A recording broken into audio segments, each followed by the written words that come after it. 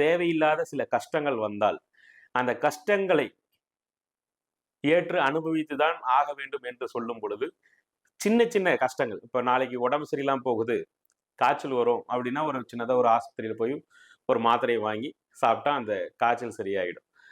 அந்த மாதிரி வாழ்க்கையில வரக்கூடிய சின்ன சின்ன பாதிப்புகளை எல்லா மனிதர்களும் ஏற்றுக்கொள்ளதான் வேண்டும். எல்லாரும் ஏற்றுக்கொண்டுதான் இருக்கிறார்கள். ஆனால் அதிகமான பாதிப்பு, தாங்க முடியாத கஷ்டம், தாங்க முடியாத விரயம், எதிர்பார்க்காத விரய செலவுகள், எதிர்பார்க்காத கண்டம், எதிர்பார்க்காத பலவிதமான ஆபத்துகள், கஷ்டங்கள் வரும்போதுதான் ஒரு மனிதன் ஜோதிடத்தை அதிகம் பார்க்க முயற்சி செய்றாங்க. என்ன காரணத்தினால அப்படி இருந்துச்சு?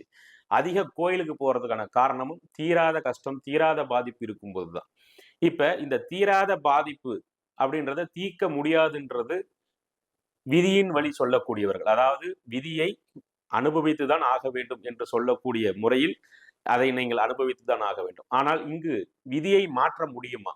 விதியை ஒருவரால் மாற்றிக்கொள்ள முடியுமா என்பதுதான் நான் ஆராய்ச்சியில் எடுத்த ஒரு விஷயம். ஒரு மனிதன் தன்னுடைய விதியை மாற்ற முடியுமா என்றால் விதியை மாற்றிக்கொள்ள முடியும் என்பதற்கு எனக்கு சிறந்த உதாரணமாக இருந்தது சித்தர் பெருமக்கள். இங்கு சித்தர் பெருமக்கள் ஏன் நான் சொல்ல வரேன் அப்படின்னு கேட்டீங்கன்னா, சித்த மருத்துவம், சித்தர்கள் சொன்ன மருத்துவ முறைகள், சித்தர்கள் சொன்ன தியான முறைகள், சித்தர்கள் சொன்ன வழிபாட்டு முறைகள் யார் ஒருவர் மிக தெளிவாக பயன்படுத்துகிறார்களோ அவர்களுக்கு பலவிதமான நன்மைகள் நடக்கும். இப்ப ஒரு சாதாரண ஒரு சில ஸ்கின் ப்ராப்ளம், அதாவது தோல் சம்பந்தப்பட்ட பாதிப்புகள் பார்த்தீங்கன்னா, சித்தாவில் இருக்கிற ஒரு நல்ல மருத்துவ குணம், சித்த மருந்துகள்ல எவ்வளவு வேகமா தீருதோ மற்ற மருந்துகள்ல அந்த மாதிரி வேகமாக அந்த நோய் தீராது.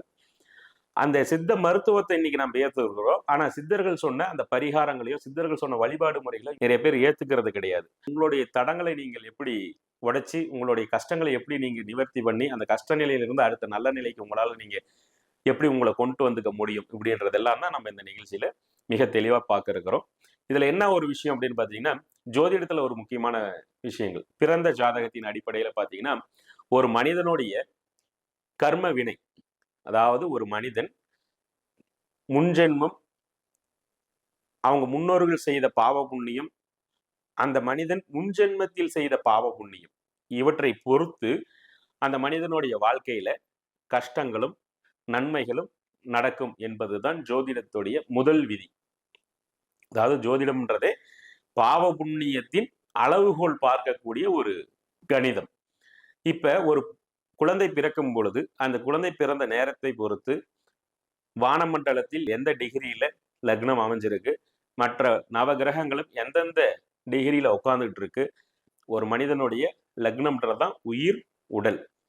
இந்த லக்னத்தை சார்ந்த மற்ற பாவங்கள் அனைத்தும் ஒவ்வொரு பாவங்களும் ஒவ்வொரு வீடுகளும் 1ஆம் வீட்டுல இருந்து 12ஆம் வீடு வரை பலவிதமான நன்மைகளையும் பலவிதமான கஷ்டங்களையும் கொண்ட வீடாகத்தான் உள்ளது.